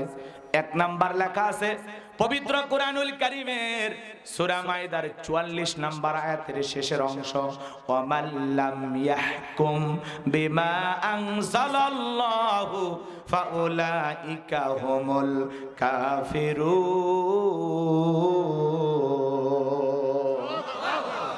যারা আল্লাহর কোরআন দিয়ে বিচার ফয়সালা করে না তারা কুফরি করল, যারা আল্লাহর বিধান মোতাবেক বিচার কার্য ফয়সালা করে না এরা হলো কাফের। ওয়ামান লাম ইয়াহকুম বিমা আনজালাল্লাহু ফাউলাইকা হুমুজ জালিমুন। যারা আল্লাহর কোরআন দিয়ে বিচার কার্য ফয়সালা করে না এরা হলো জালেম। আরেকটা আয়াতে আল্লাহ বলেন, ওয়ামান লাম ইয়াহকুম বিমা আনজালাল্লাহু ফাউলাইকা হুমুল ফাসিকুন। যারা আল্লাহর বিধান মোতাবেক ফয়সালা করে না এরা হলো ফাসিক, এরা হলো পাপাচারী। যারা আল্লাহর কোরআন দিয়ে বিচার ফয়সালা করে না এরা কি? কাফের। কথা বলেন ভাই। তাহলে আমাদের সমাজে কি আল্লাহর কোরআন দিয়ে বিচার করা হয়? কথা বলেন। তাহলে আল্লাহর কোরআন দিয়ে যদি বিচার কার্য পরিচালনা না করা হয়, এই বিচার মানুষের তৈরি করা, এই বিচার দিয়ে সমাজে শান্তি আসবে না। আল্লাহর বিধান দিয়ে সমাজে বিচার কার্য পরিচালনা হবে যেই দিন, সমাজে শান্তি আসবে সেই দিন। একজন মানুষকে যদি নাকি ঘুষি মেরে হত্যা করা হয় অথবা হাত পা কেটে হত্যা করা হয়, যেই ব্যক্তি এইভাবে হত্যা করেছে ওই হত্যাকারীকেও নিয়ে যায় ওই একই পদ্ধতিতে হত্যা করা লাগবে। আল্লাহর বিধান হত্যার বদলে হত্যা, এই সমাজে অপরাধীরা যদি বুঝতে পারে রাষ্ট্রীয়ভাবে আইন পাশ করা হয়েছে, আল্লাহর বিধান মোতাবেক কেউ যদি কাউকে হত্যা করে ওই হত্যাকারী নিশ্চিত হয়ে গেল রাষ্ট্রের আইন অনুযায়ী আমাকেও হত্যা করা হবে, তাহলে এই সমাজে অপরাধ থাকবে না। এজন্য কিসাস চালু করা লাগবে, শরীয়তের বিধান চালু করা লাগবে, আল্লাহর বিধান দিয়া হত্যার বদলে হত্যার বিচার করা লাগবে। তাছাড়া এই দেশে হত্যা বন্ধ? পথে ঘাটে কত মানুষ হত্যা হইতেছে, বিচার হয়? 2 দিন 3 দিন 6 দিন 3 মাস 1 মাস 2 মাস আলোচনা হয়, পাথর দিয়ে মানুষ মারলো, বিচার হয়েছে, কথা বলে না কেন? আমার ভাইরা দিল দিয়ে কথাগুলো শুনে যান। হযরত ওমর ফারুক এইবার সিটির 2 নাম্বার লাইনে লেখা আছে, খলিফা আপনি যদি আসামি খুঁজে না পান, আপনার বাড়ি যে দাসী আছে তারে জিজ্ঞাসা করবেন, সে সামান্য হলে আপনাকে তথ্য দিতে পারবে। হযরত ওমর ফারুক লোকজনকে বলে দিলেন, আমার সেনাবাহিনী প্রশাসনের দায়িত্বশীল যারা আছো, রাষ্ট্রের ভিতরে তল্লাশি চালাও, যেখানে যেভাবে পারো দেখো তো এই হত্যাকাণ্ড কারা ঘটিয়েছে, এর পিছনে কারণটা কি। কয়েকদিন খোঁজাখুঁজি করা হলো, কোথাও কোনো আসামি খুঁজে পাওয়া গেল না। এইবার হযরত ওমর ফারুক দাসীকে ডাক দিয়ে বললেন, দাসী এই লাশের সম্পর্কে তুমি কতটুকু জানো, কি জানো তাড়াতাড়ি করে বলো। দাসী তখন দেখে বলতেছে, খলিফাতুল মুসলিমিন আমিরুল মুমিনিন, আপনি প্রত্যেক দিন যেরকম বাড়ির বাহিরে চলে যান, আর আমি বাড়ির গেটটা লাগানোর জন্য যখন যাই, একদিন গেটটা লাগাইতে যাব, এমন মুহূর্তে তাকায়া দেখলাম এমন একটা সুন্দরী মহিলা, হুরে মদিনা বললেও ভুল হবে না, এত সুন্দরী মেয়ে আমি কখনো কোনোদিন চোখে দেখি নাই। ওই মেয়েটা প্যাকেটটা নিয়ে বাড়িতে প্রবেশ করলেন, প্যাকেটটা রেখে মেয়েটা পথ চলতে লাগলো। আমি কিছু দূর তাকে ফলো করলাম, পিছনে পিছনে গেলাম, তাকায়া দেখলাম ওই যে আমাদের পাশে যে জঙ্গল দেখা যায়, ওই বিশাল জঙ্গলের ভিতরে ছোট্ট একটা ঝুপড়ি ঘর আছে, ওই ঘরের ভিতরে মেয়েটা প্রবেশ করেছে। আমি এতটুকুই জানি, আর জানি না। আপনি যদি এই লাশের হত্যাকারী সম্পর্কে জানতে চান, কে বা কারা হত্যা করেছে, ওই মেয়েকে জিজ্ঞাসা করলে ওই মহিলাটা বলে দিতে পারবে এই সন্তানের হত্যাকারীকে। হযরত ওমর ফারুক আর দেরি করলেন না, পুরো বাহিনী নিয়ে ওই মহিলার বাড়ির চতুর্দিকে ঘেরাও করলেন, দরজায় গিয়ে নক করলেন, বাড়ির ভিতরে কেউ আছো, দরজা খোলো। আমি খলিফাতুল মুসলিমিন আমিরুল মুমিনিন হযরত ওমর দরজায় দাঁড়িয়ে আছি। হযরত ওমরের নাম শোনার পরে কলিজার পানি শুকিয়ে গেছে।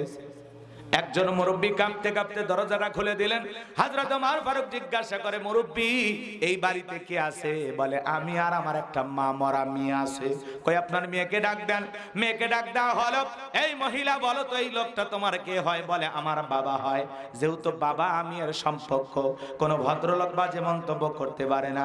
এইবার হযরত ওমর ফারুক জিজ্ঞাসা করলেন, মেয়েরে আমার বাড়িতে একটা লাশের প্যাকেট পাওয়া গেছে, আর এই প্যাকেটের মধ্যে একখানা চিঠি লেখা আছে, বলো তো এই লাশ সম্পর্কে তুমি কতটুকু কি জানো? তাড়াতাড়ি করে বলো, যতক্ষণ না বলবা ততক্ষণ পর্যন্ত আমি তোমাকে ছাড়ব না।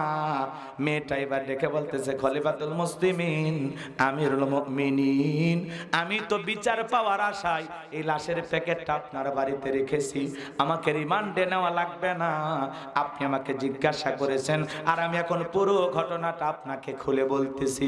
চিৎকার মেরে বলেন আল্লাহু আকবার।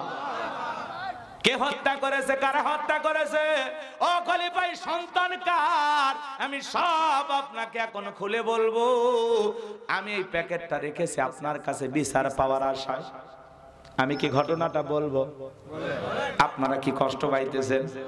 কারা কারা শুনতে রাজি হাতটা তুলে দেখান। লিল্লাহি তাকবীর। আরেকটু জোরে বলেন লিল্লাহি তাকবীর। হযরত আলীর কথা মনে আছে? মা ছেলের ঘটনা, কথা কয় না, মনে আছে?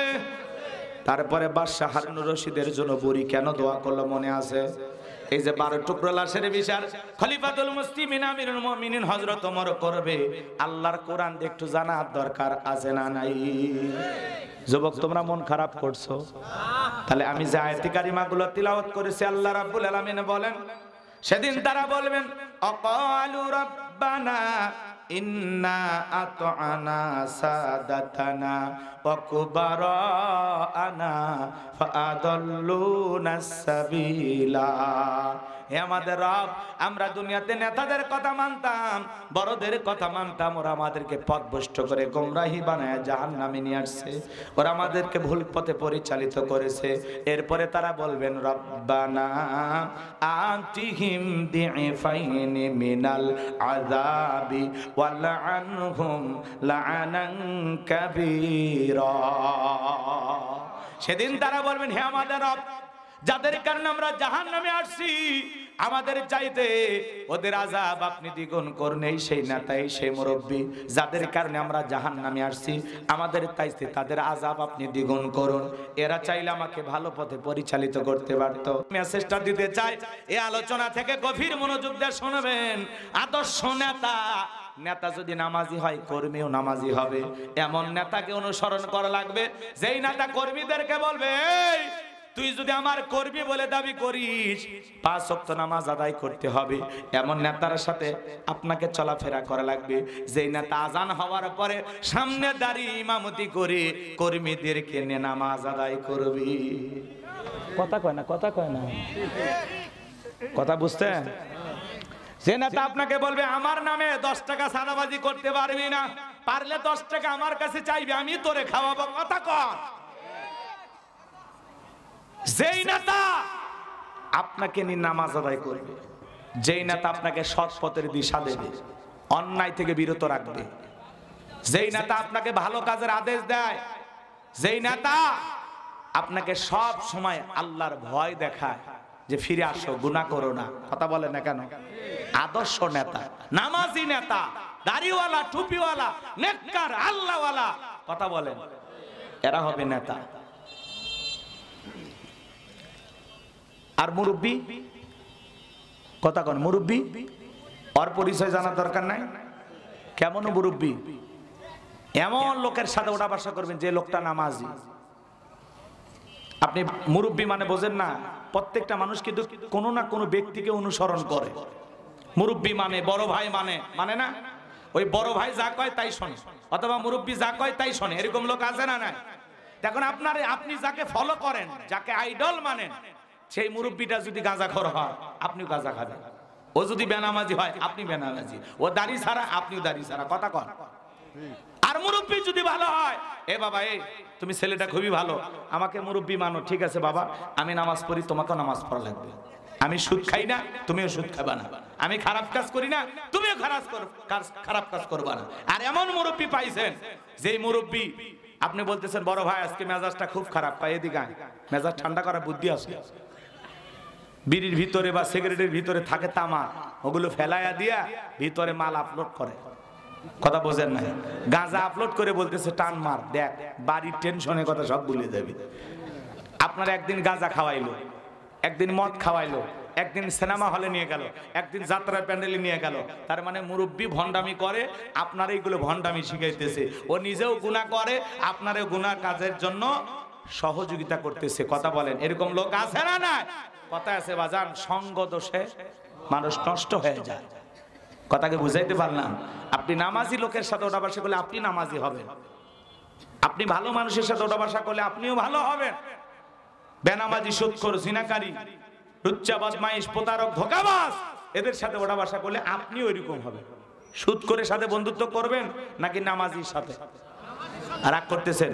এরকম নেতা দরকার, এরকম মুরব্বী দরকার। আর ওই নেতা, যেই নেতা আপনাকে চাঁদাবাজি শিখায়, মনে করেন নওগাঁ শহরের একটা বিল্ডিং হইতেছে, ওই জায়গায় যা বলতেছে, এই ভাই এই বিল্ডিং কয় তালা? বলে 10 তালা। কামার নেতাকে চেনেন? নওগাঁর বড় ভাই কে চেনেন? অমুক ট্যাবলেট খান, এমনি একটা নাম কইলাম আর কি। রাগ করতেছেন? বলতেছে বড় ভাইকে মিষ্টি খাওয়ার টাকা দেওয়া লাগবে না? মুরব্বী 500 টাকা বাইর করে দিছে, এই যাও তোমার বড় ভাইকে 500 টাকা দিয়ে। ফাজলামি করেন? আমার বড় ভাই 500 টাকার মিষ্টি খায়, আপনার বিল্ডিং কয় তালা? কয় 10 তালা। কয় 5 লাখ টাকা দেওয়া লাগবে। কথা কয় না? তো বলতেছে বাবা দিলে লাভ কি, না দিলে লসটা কি? কয় দিলে বিল্ডিং করতে পারবেন, ভাড়াটিয়া ঝামেলা করলে আমাদেরকে বলবেন, আমরা সমাধান করে দেব। আর যদি টাকা না দেন, বিল্ডিং যে অবস্থায় সে অবস্থায় রাখবেন, পুলিশ অভিযোগ করবেন, এখানে সেখানে আমাদের বিরুদ্ধে কমপ্লেন করবেন, আপনার জায়গা সহ বিল্ডিং কিচ্ছু থাকবে না, সব আমাদের নামে হয়ে যাবে। কথা কয় না? তখন মুরব্বী বলতেছে ঠিক আছে বাবা, ঝামেলা করার দরকার না, আগামী সোমবার ব্যাংক থেকে তুলে রাখবো, নিয়ে যাই। এই 5 লাখ টাকা নিয়ে যায় ট্যাবলেট খানের হাতে দিছে। ট্যাবলেট খান বলতেছে এই টাকা পাইলি কই? কয় বড় ভাই ওই যে অমুক জায়গায় মিষ্টি খাওয়ার টাকা দিছে। তাই নাকি? বলে তোর নাম কি? কয় রুবেল। এগুলো লাইনে রুবেল চলে না, আজ থেকে তোর নাম বুলেট। কথা বলার আগে বুলেট ঢুকায় দিবি। কথা বলেন, কথা বলেন। আপনার ওখান থেকে 50,000 দিয়ে দিল। যেই নেতা আপনাকে চাঁদাবাজি শিখায়, টেন্ডারবাজি শিখায়, হোটেলে আপনাকে নারী দেয়, হাতে মদের বোতল তুলে দেয়, হাতে অবৈধ অস্ত্র তুলে দেয়, ওই নেতারাই আপনাকে জাহান্নামে নিয়ে যাবে।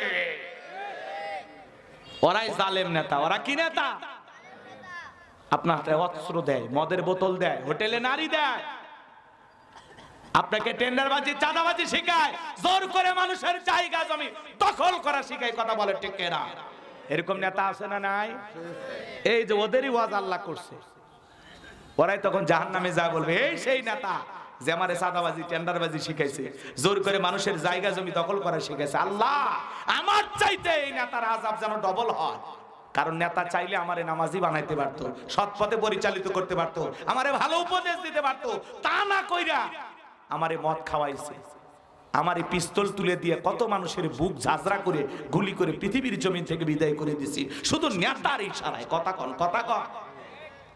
এই সমাজে এগুলো হয় না? এরা হলো জালেম নেতা।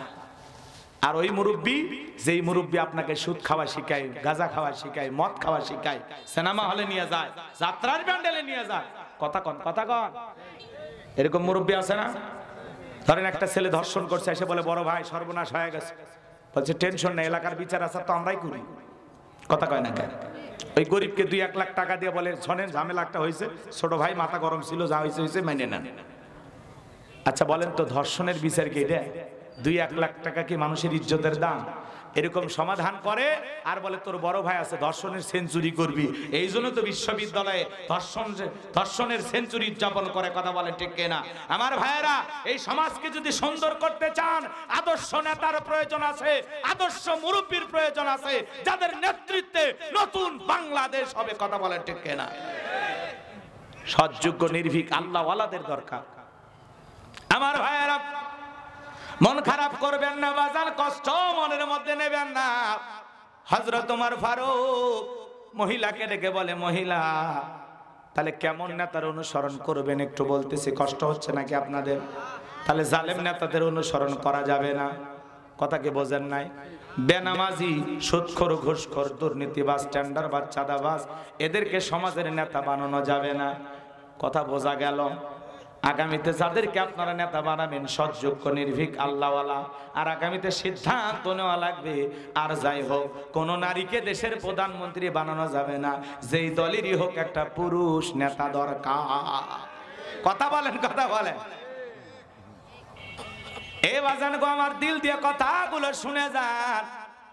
এইবার হযরত ওমর ফারুক ডেকে বলে, মহিলা তাড়াতাড়ি করে বলে, এই সন্তান কার, কে হত্যা করেছে, কেনই বা আমার বাড়িতে প্যাকেটটা রাখা হলো, ঘটনাটা তাড়াতাড়ি খুলে বলো।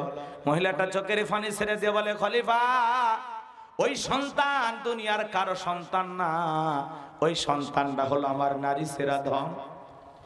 ও খলিফা, আমার 1 নাম্বার অপরাধ, আমি গরিবের ঘরে সুন্দরী মেয়ে, এটাই আমার 1 নাম্বার অপরাধ। দেখবেন এলাকায় যদি কোন গরিবের ঘরে সুন্দরী মেয়ে থাকে, এলাকার দুষ্ট পোখাটা ছেলেরা ইফটিজিং করে, আজে বাজে কথা বলে, কুপ্রস্তাব দেয়। কথা বলেন ঠিক কিনা? গরিব মানুষ প্রতিবাদ করার ভাষা থাকে না, কিছুই বলতে পারে না। বগুড়া শহরে দেখলেন না, একটা নেতা একটা মেয়েকে পছন্দ করেছে, বাপ বলেছে ভাই তোর সাথে বিয়ে দেব না, আমি রাজি নাই। রাগ করে বাপকে তুলে নিয়ে যায় হত্যা করলো। কথা বলেন ঠিক কিনা? আমার ভাইয়েরা, গভীর মনোযোগ দিয়ে কথাগুলো শুনে যান। মেয়েটা ডেকে বলে, খলিফা গরিবের ঘরে আমি সুন্দরী, মেয়েটা আমার 1 নাম্বার অপরাধ। আমি যখন লাকড়ি আনার জন্য, বাড়িতে রান্না বান্না করার জন্য লাকড়ি বা খড়ি আনার জন্য আমি যখন জঙ্গলে যাই, এলাকার দুষ্ট বখাটা ছেলেরা আমার দিকে বদনজরে তাকায়, খারাপ দৃষ্টিতে তাকায়, আজে বাজে কথা বলে, আমাকে কুপ্রস্তাব দেয়। আমি কখনো তাদের কুপ্রস্তাবে রাজি হই নাই। মাঝে মাঝে ওরা কুপ্রস্তাব দেয়, রাস্তাঘাট আটকায়, আমি ভয়ে ভয়ে যাই। বাবা আমার বৃদ্ধ মানুষ, না গিয়ে উপায় নাই। এইভাবে কিছুদিন চলতে থাকলো। হঠাৎ করে ওই ছেলের একদিন ওত পেতেছিল, আমি জানি না। আমি লাকড়ি নিয়ে খড়ি নিয়ে যখন আসতেছিলাম, সেই দিন ওরা আমার দেহের উপরে ঝাঁপিয়ে পড়লো, আমার উপর নির্যাতন জুলুম করলো। ও খলিফা, এরপরে ওরা যখন চলে গেল, আমি আস্তে আস্তে অনুভব করতে লাগলাম, 2-1 মাস পরে আমার পেটে সন্তান চলে আসতে আমি বুঝতে পারলাম। আমি লজ্জায় কারো কাছে বলতে পারলাম না। আস্তে আস্তে সন্তানটা বড় হতে লাগলো। ও খলিফা, এক সময় সন্তানটা আমি প্রসব করলাম। কিছুদিন পরে আমি আর লজ্জায় বাহিরে তো যেতেই পারি না। ঘরে খাবার নাই, পানি নাই, এমনকি আমার স্তনের দুধ পর্যন্ত শুকে গেল। সন্তানটা চিৎকার মারতেছে, সন্তানের হাজারিতে আমি মার বুকটা ফেটে যায়। আমি সন্তানের মুখে 1 ফোঁটা দুধও দিতে পারি নাই। ও খলিফা, সন্তানটা এত কান্না করতেছিল, সন্তানের কান্না আমাকে মানসিকভাবে পাগল বানায় ফেললো। সন্তানের কান্না আমি আর সহ্য করতে পারলাম না। কখন যে হাতের কাছে একটা অস্ত্র ছিল, ওইটা দিয়ে কোপাইতে কোপাইতে কখন যে সন্তানটা 12 টুকরো হয়ে গেছে আমি নিজেও জানি না। কিছুক্ষণ পরে যখন আমার হুঁশ ফিরে আসলে, আমি যখন স্বাভাবিক হলাম, তাকায় দেখি রক্তের বন্যা বয়ে গেছে। আর হাতের কাছে তাকায় দেখি আমার সন্তানটাকে আমি 12টা টুকরো করে হত্যা করেছি। তখন আমার বিবেকের ভিতরে জাগ্রত হলো, এই সন্তানের তো কোনো অপরাধ ছিল না। অপরাধ থাকলে ওই ছেলেদের থাকবে, অপরাধ থাকলে আমার থাকবে, কিন্তু এই নিষ্পাপ শিশুর তো কোনো অপরাধ ছিল না। আমি এত বড় একটা অন্যায় করলাম, অপরাধ করলাম, আল্লাহর আদালতে বিচার হবে, জাহান্নাম ছাড়া কোনো উপায় হবে না। এই জন্য কিয়ামতের ময়দানে আল্লাহর আদালতের বিচারের ভয়ে আমি চিন্তা করলাম আমার দুনিয়াতে যা শাস্তি দুনিয়াতে হোক, পরকালে যেন শাস্তি না হয়। এই জন্য আপনার কাছে ন্যায় বিচার পাওয়ার আশায় আমি আমার সন্তানটাকে প্যাকেট করি আপনার বাড়িতে ওই চিঠিটা লিখে রেখে আসছি। খলিফা, আপনি যদি বিচার করতে চান, যারা আমাকে ধর্ষণ করেছে, যারা আমার দেহের উপরে ঝাঁপিয়ে পড়েছে, ওদেরকে আপনি বিচারের আওতায় আনুন, আর পরিশেষে আমার বিচারের ফয়সালায় যা হয় আপনি বিচার করবেন। কষ্ট পাইতেছেন নাকি আপনারা? আমার ভাইয়েরা, গভীর মনোযোগ দিয়ে কথাগুলো শুনে যান। আজকেও সমাজে ধর্ষণ হয়, বিচার পাওয়া যায় না বাজান। কত ঘটনা ঘটে। ওই যে আসিয়া নামের ছোট্ট একটা বোন নিষ্পাপ, তাকে ধর্ষণ করে বিদায় করে দেওয়া হলো, আজও কিন্তু তার বিচার হলো না। আইন উপদেষ্টা আসিফ নজরুল বলল 90 দিনের মধ্যে রিপোর্ট পাওয়া যাবে, আমরা বিচার করে দেখা দেব। সারা দেশ তোলপাড় হলো, ছোট্ট একটা শিশু, আহারে দুলা ভাই আর তাওই মিলে ধর্ষণ করলো, সর্বনাশ হয়ে গেল। মেয়েটার সাথে এমনটা কেন করা হলো? আজ পর্যন্ত তার বিচারের কোনো হদিস পাওয়া গেল না। কথা বলেন ঠিক কি না? এই সমাজে চুরি দর্শন হয় বাজান, অন্যায় অপরাধ হয়, বিচার হয় না, বিচার হয় না। এই সমাজে যদি আপনি ধর্ষণ বন্ধ করতে চান, আল্লাহর কোরআনের আইন দিয়ে বিচার করা লাগবে। আল্লাহ রাব্বুল আলামিন কোরআনের ভিতরে আইন দিয়েছেন, জিনাকারী নারী পুরুষ যদি বিবাহিত হয়, কেউ যদি জিনা করে আর যদি বিবাহিত হয়, জমিনের ভিতরে গর্ত খুইরা পাথর নিক্ষেপ করে করে মৃত্যু নিশ্চিত হওয়া পর্যন্ত তাকে শাস্তি দেওয়া লাগবে। পাথর নিক্ষেপ করে করে যদি হত্যা করা হয়, আর এই ভিডিওটা সোশ্যাল মিডিয়াতে যদি প্রচার করা হয়, তাহলে এই দেশে জিনা ব্যভিচার কমে যাবে, ধর্ষণ কমে যাবে, এ পরকীয়া প্রেম কমে যাবে। কথা বলেন ঠিক কি না? রাগ করতেছে? হাজার হাজার পরিবার আজকে এই ধরনের ঘটনার সম্মুখীন, হাজার হাজার নারী পুরুষ আজকে জিনায় লিপ্ত। কথা বলেন না কেন? আল্লাহ বলেন ওয়ালা তাকরাবুজ জিনা, তোমরা জিনার নিকটবর্তী হয় না। এটা ফাহিশা কাজ, অশ্লীল কাজ, মন্দ কাজ। কষ্ট হচ্ছে আপনাদের না? চলেন দোয়ার দিকে যাই। খারাপ লাগতেছে না? শোনেন ভাইরা আমার, আমি এই 4টি আয়াতকে বোঝানোর জন্য আপনাদেরকে এই কথা বললাম। আরেকটি আয়াতের আলোচনা তো বাকি আছে। কথা কন না কেন? কেবল 3টা আয়াত হয়েছে না? আরেকটা আয়াতে আলোচনা আল্লাহ তাআলা মারাত্মক একটা আলোচনা করছে, যেটা আমাদের সমাজে রহরহ ঘটে থাকে। কথা বোঝেন নাই? রাগ করতেছেন তো? ওইদিকে যাব না, ওইটা আলোচনা করতে গেলে আবার আরো আধা ঘন্টা আলোচনা বৃদ্ধি হবে। কষ্ট হচ্ছে আপনাদের? এই সমাজে শোনেন, হাজার হাজার ছেলে মেয়ে অবৈধ প্রেম ভালোবাসার সাথে জড়িত, পরকীয়ার প্রেমে হাবুডুবু খাইতেছে। ছেলের পকেটে টাকা নাই, প্যান্ট শার্ট কেনার টাকা নেই, কিন্তু একটা টাচ মোবাইল ছাড়া ওই ছেলের দিন যায় না। কথা কন ঠিক কিনা? নিজে ঠিক মতো খাবার খায় না, কিন্তু মোবাইলে এমবি তোলাই লাগবে। কথা কন, কথা কন। না হলে প্রেমিকের সাথে কেমনে কথা বলবে? পাগল পারা হয়ে যায়। আপনাদের এলাকায় এরকম ছেলে পেলে আছে? সারা রাত ইউটিউব ইন্টারনেট ঘাটাঘাটি করে, ইমো মেসেঞ্জারে বান্ধবীর সাথে সেটিং করে। ফজরের আজান হয় যখন হাইব্রিড যুবক ঘুমাইতে যায়, তখন আছে না নাই? হাইরে যুবক অনলাইনে জুয়া খেলে, ফ্রি ফায়ার, পাবজি, কত ধরনের মোবাইলে। এই মোবাইল এমন একটা যন্ত্র বর্তমান সমাজে মানুষের ঘুম কেড়ে নিয়েছে, সময় কেড়ে নিয়েছে, জীবন যৌবনের মূল্যবান টাইমটা মোবাইলে নষ্ট করতেছে মানুষ। কথা বলে ঠিক কিনা? মোবাইলের ওজন কম, কিন্তু মোবাইলের মাধ্যমে পাপের ওজনটা অনেক বেশি। কথা বলে ঠিক কিনা? গরিব ছেলে রিক্সা চালায়, ভ্যান চালায়, এরপরে এমবি তুলে অপেক্ষায় থাকে প্রেমিকাকে একটু ভিডিও কল দিবে। কথা কন ঠিক কিনা? তুমি যার লাগিয়া এমবি ভরো তার তো বাটন ফোন, তুমি যার লাগিয়া এমবি ভরো তার তো বাটন ফোন। কেমন করে বুঝবে রে সে, কেমন করে বুঝবে রে সে ডিজিটাল তোর মন, তুমি যার লাগিয়া এমবি ভরো তার তো বাটন ফোন। মেসেজ দিলে সেন্ড করে না, দেয় না তো রিপ্লাই, ভিডিও কলে বলবা কথা ক্যামেরা তার নাই রে, ক্যামেরা তার নাই। ডিজিটালে যুগ জামানায়, ডিজিটালে যুগ জামানায় অ্যানালগ তার মন, তুমি যার লাগিয়া এমবি ভরো তার তো বাটন ফোন। প্রেম প্রীতি ভালোবাসা বিয়ের আগে নয়, মনের মধ্যে রাখো তুমি পরকালের ভয় রে, আল্লাহ তাআলার ভয়। গানের মধ্যে শিক্ষা আছে না? না এ যুবকে কথা বলো না কেন? প্রেম প্রীতি ভালোবাসা বিয়ের আগে নয়, মনের মধ্যে রাখো তুমি পরকালের ভয় রে, আল্লাহ তাআলার ভয়। তবে তুমি মুক্তি পাবা, তবে তুমি মুক্তি পাবা দোজখের আগুন, তুমি যার লাগিয়া এমবি ভরো তার তো বাটন ফোন। টাচ ফোন কিনে দিবেন নাকি কোন? আচ্ছা, বিয়ের আগে অবৈধ প্রেম ভালোবাসা করা জায়েজ না হারাম? আরো আসতে কোন? আপনাদের এলাকায় নাই না? এলাকার ছেলে পেলে ভালো, হ্যাঁ, এরা জিন্দা শাহজালাল নাকি বলেন? যুবক যারা আছো বাবা, বিবাহের আগে অবৈধ প্রেম ভালোবাসা করা যাবে না। পিতামাতা পছন্দ করে বিয়ে দেবে যেখানে বরকত আছে সেখানে। এখনকার পিচ্চি পোলা পান 20 বছরও বয়স হয়নি, বাড়ির যা বলে আব্বা আমি উত্তর পাড়া লাখিকে কথা দিয়েছি, রাজি থাকলে 1 সাবুন না হলে 2 সাবুন। পিতামাতা রাজি হয় না, পালিয়ে যা বিয়ে করে। ঢাকা শহরে বান্ধবী নিয়ে যায়, বুঝেন না, প্রেমিক এক নিয়ে যায়, 2-3 মাস সংসার কইরা আর শান্তি পায় না, ভালোবাসা জানলা ভাঙে ফেলে যায়। কথা কোন ঠিক কিনা?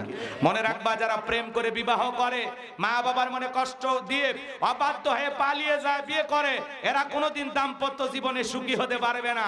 পিতা মাতার চোখের পানি ফেলাইয়া সুখী হইবা, ওই সুখ আল্লাহ তোকে দেবে না। কথা বলেন, কথা বলেন। পিতা মাতাকে অপমান করবা, পিতা মাতাকে ছোট করবা, পিতা মাতার চোখের পানি ফেলাইবা, আর তোমার প্রেমিকে নিয়ে ভালো থাকবা, অত সহজ না। মামুর বেটা ধান্দা কিনা? হ্যাঁ হ্যাঁ, রাগ করতেছেন আপনারা? এজন্য যুবক, পিতা মাতার পছন্দকে দাম দেয়া লাগবে, পিতা মাতার সম্মানটাকে ঠিক রাখা লাগবে। পিতা মাতা ছোট হয়, কষ্ট পায়, এমন কাজ করা যাবে না। কথা বলেন, কথা বলেন। একটা ছেলে যখন পালিয়ে বিয়ে করে, একটা মেয়ে যখন পালিয়ে বিয়ে করে, পিতা মাতার তখন কি হয়? অনেক কষ্ট হয়, সমাজের চোখে ছোট হয়, তাদের সম্মানে আঘাত লাগে, তাদের বংশ মর্যাদায় আঘাত লাগে। কথা বলেন না কেন আপনারা? পিতা মাতা বুক ফুটে কিছু বলেন। যেই মেয়েটাকে 16 বছর 18 বছর লালন পালন করলো, সেই মেয়েটা এক সময় অন্য আরেকটা ছেলের হাত ধরে পালিয়ে যায়। ও মা, ও বোন, যারা আলোচনা শুনতেছেন, আপনাদেরকেও বিনয়ের সাথে অনুরোধের ভাষায় বলে যায়, মা, এই সমাজটাকে পরিবর্তন করতে হলে আমাদের সবাইকে ভালো হওয়া লাগবে। ছেলেরও ভালো হওয়া লাগবে, মেয়েরও ভালো হওয়া লাগবে, নারীরও ভালো হওয়া লাগবে, পুরুষেরও ভালো হওয়া লাগবে। কথা বলে ঠিক কিনা? মা বোন যারা আবার শুনতেছেন, মা, 4টে আমলে আপনাদের জন্য 8টা জান্নাতের দরজা খোলা। 1 নাম্বার হলো নামাজ, 2 নাম্বার রোজা, 3 নাম্বার ফরজ পর্দা, 4 নাম্বার স্বামীর খেদমত। আল্লাহ মা বোনদেরকে 4টি আমল করা তৌফিক দান করুন। চিল্লায় বলেন আমিন। আরেকটু জোরে বলেন আমিন। তাহলে যুবক, তাহলে বিয়ের আগে অবৈধ প্রেম ভালোবাসা করা যাবে না। এখানে সেখানে পার্কে ঘোরাঘুরি দেখা দেখি করা যাবে না। 14 ফেব্রুয়ারিতে বিলকিসের পিছনে গোলাপ ফুল নিয়ে ঘোরা যাবে না। কথা বলা ঠিক না? তবে আপনারা ভালো ছেলে পেলে ভাইছেন, ভালো, বাপরে বাপ, এক একটা ছেলে খুবই ভদ্র। এরা খালিদ বিন ওলীদের উত্তরসূরি, আল্লাহ কবুল করে। এটা ছিল এখন আমিন। চলেন আমরা এখন দোয়ার দিকে যাই। খারাপ লাগতেছে, অনেক কষ্ট দিয়েছি আপনাদেরকে, আর কষ্ট দিতে চাই না। আমি যে কথাগুলো বলতে চাচ্ছিলাম, আমি প্রত্যেকটা মাহফিল একটা বিষয় নিয়ে আলোচনা করি, আপনাদের এখানে বিষয়টা নিয়ে আলোচনা উপস্থাপন করার চেষ্টা করেছি। যতটুকু আলোচনা করেছি আল্লাহ বক্তা শ্রোতা উভয়কে আমল করা তৌফিক দান করুন। জোরে বলুন আমিন। ওয়া আখিরি দাওয়ানা আনিল হামদুলিল্লাহি রাব্বিল আলামিন। আমরা সকলে দরুদ ইব্রাহিম পড়ি। আল্লাহুম্মা সাল্লি আলা মুহাম্মদ ওয়া আলা আলি মুহাম্মদ কামা সাল্লাইতা আলা ইব্রাহিম ওয়া আলা আলি ইব্রাহিম ইন্নাকা হামিদুম মাজিদ। আল্লাহুম্মা বারিক আলা মুহাম্মদ ওয়া আলা আলি মুহাম্মদ কামা বারাকতা আলা ইব্রাহিম ওয়া আলা আলি ইব্রাহিম ইন্নাকা হামিদুম মাজিদ। আল্লাহ পাক যে যুবক ভাইরা কষ্ট করে অক্লান্ত পরিশ্রম করে সুন্দর আয়োজন করেছেন, আল্লাহ প্রত্যেকটা যুবকের ঈমান খালিদ বিন ওলীদের মতো বানায় দেন, আমির হামজার মতো বানায় দেন। আগামী বছর এই মাহফিলটাকে আরো বড় পরিসরে সাজানোর তৌফিক দান করেন। জোরে বলুন আমিন। ভাই দোয়া দোয়া বাবাজি, দোয়ার দিকে গেলাম। সভাপতি না আপনি? দোয়া। কারো কিছু বলার নাই তো? বললে ভালো হতো, লোকজন আছে না, আপনি কিছু বলবেন? না না, আচ্ছা আমি বলবো না, কারণ অনেক রাত হয়ে গেছে তো। আর আপনাদের এলাকার রাস্তাঘাট একটু সমস্যা। গত কয়েকদিন আগে এক বক্তা গেছে, মনে করেন চাকু মারছে, গাড়ি টাড়ি অবস্থা খারাপ। এই জন্য মনে করলাম যে 12টার মধ্যে শেষ করা আমাদের জন্য ভালো হবে। বেঁচে থাকলে তো আবারও দেখা হবে। কষ্ট হচ্ছে নাকি? পাশে আর একটা মাহফিল আছে, কোথায় যেন আমার মনে নাই, ওটা জানুয়ারি না কোন মাসে যেন, পাশে পাশে একটা মাহফিল আছে আর একটা, সেখানে দেখা হবে ইনশাল্লাহ। যুবক কষ্ট পাইছো তোমরা? হ্যাঁ, বিরক্ত হয়েছো তোমরা? বেঁচে থাকলে আবারও দেখা হবে ইনশাআল্লাহ। আল্লাহ এই জমিনকে কোরআন আর ইসলামের জন্য কবুল করুন। মনে রাখবেন, নেতা ভালো না হওয়া পর্যন্ত দেশ ভালো হবে না। কথা বলেন, কথা বলেন। এই জন্য আগামীতে আদর্শ নেতা চয়েস করা লাগবে। বেনামাজি, সুদখোর, ঘুষখোর, টেন্ডারবাজ, সাদাবাজ, দুর্নীতিবাজ, যারা দেশের টাকা বিদেশে পাচার করে, এদেরকে আর সমাজের নেতা বানানো যাবে না। কথা বলেন ঠিক কিনা? যারা এই দেশে দুর্নীতির জোয়ারে ভাসিয়ে দেয়, এদেরকে আর সমাজের নেতা বানানো যাবে না। কথা বলেন না কেন? যারা ট্রাইব্যুনাল গঠন করেছিল, নিজেদের ট্রাইব্যুনালে আজকে নিজেদের নামে ফাঁসি রায়, খেলা কার? আল্লামা সাইদি হুজুরকে এই ট্রাইব্যুনালে ফাঁসি রায় দেওয়া হয়েছিল। 1 বছর পার হয় নাই, ক্ষমতার চেয়ারও হারাইছে। আর 1 বছরের মাথায় নিজেদের তৈরি করা ট্রাইব্যুনালে নিজেদেরই ফাঁসি রায় হয়েছে। এখন আর আবার ওই পার থেকে ম্যাডাম বলতেছে অবৈধ ট্রাইব্যুনাল আমি মানি না। নিজেরাই তৈরি করলেন, আবার নিজেরাই অবৈধ বলতেছে। কথা কন, কথা কন। এই ভাগিনা গোছাও, কষ্ট হচ্ছে আপনাদের? এই জন্য ওরা বড় বড় কথা বলতেছে, বলতেছে আই ডোন্ট কেয়ার, আমরা এগুলো মানি না, জীবন মৃত্যুর মালিক আল্লাহ, যা হয় হবে। মানে বড় বড় কথা বলতেছিল। আগেও যেরকম বড় গলায় কথা বলছে, এখনো বড় গলায় কথা বলতেছে। আমরা বলতেছি অত আপনারা আসেন, আপনাদের গণভবনটা এখনো ফাঁকা। কথা কয় না কেন? দেশে আগুন লাগাইয়া জনতারে জ্বালাইয়া, দেশে আগুন লাগাইয়া জনতারে জ্বালাইয়া, পালাইয়া ছাইরা গেলে ঢাকা, গণভবনটা এখন ফাঁকা বুবুরে, গণভবনটা এখন ফাঁকা। নিজেদের তৈরি করা ট্রাইব্যুনালে নিজেদের নামে ফাঁসি রায়। আবার ওই দিন ম্যাডামের ছিল বিবাহ বার্ষিকী। চিন্তা করেন, যেই দিন তার বিবাহ হয়েছিল ওই দিনই তার নামে ফাঁসি রায়। এটা ম্যাডামের জন্য অত্যন্ত দুঃখজনক। কথা কন ঠিক কিনা? এজন্য ভাইয়ের আমার, বাড়তে নাই, বাড়াবাড়ি করতে নাই। ইন্না বাতশা রাব্বিকা লাশাদীদ, আল্লাহর পাকড়াও বড় কঠিন। আল্লাহ যখন ধরে এমন ভাবে ধরে, পৃথিবীর কত লুকায়, কোন জায়গায় লুকায়াও আর আপনি শান্তি পাবেন না, স্বস্তি খুঁজে পাবেন না। যারা আলেমদেরকে লাঞ্ছিত করেছিল, শাপলা চত্বরে আলেমদেরকে হত্যা করেছিল, এদেশের মানুষদেরকে মিথ্যা মামলা হামলা দিয়া জেলখানায় বন্দী করে রেখেছিল, অন্ত মানুষের নামে মামলা দিয়া সুপ্রিম কোর্টে বাধ্য করেছিল হাজিরা দেওয়ার জন্য, আজকে তারা কোথায়? সব শেষ। এই জন্য দাম্ভিকতা করতে নাই, অহংকার করতে নাই। আল্লাহ ক্ষমতা দেয়, এটা আল্লাহর দেয়া নিয়ামত, শুকরিয়া আদায় করা লাগে। জনগণের কল্যাণে, মানবতার কল্যাণে, ইসলামের কল্যাণে ভালো ভালো কাজ করা লাগে। আর এক শ্রেণীর মানুষ ক্ষমতা পাইলে টুপিয়ালাক ধর, দালিয়ালাক ধর, হুজুর মার, গ্রেফতার কর। কথা কোন ঠিক কিনা? মানে হুজুর মারাই ওদের পেশা আর নেশা। লাভটা কি হয়েছে? আলেমদেরকে লাঞ্ছিত করতে যায়, পুরো পৃথিবীর সামনে আজকে আল্লাহ তাদেরকে লাঞ্ছিত করেছে। কথা বলেন ঠিক কিনা? একেবারে প্রধানমন্ত্রী থেকে শুরু করে ইউনিয়ন পর্যায়ে নেতা পর্যন্ত পালিয়ে গেছে, এমনকি মসজিদের খতিবও পালিয়ে গেছে। হ্যাঁ,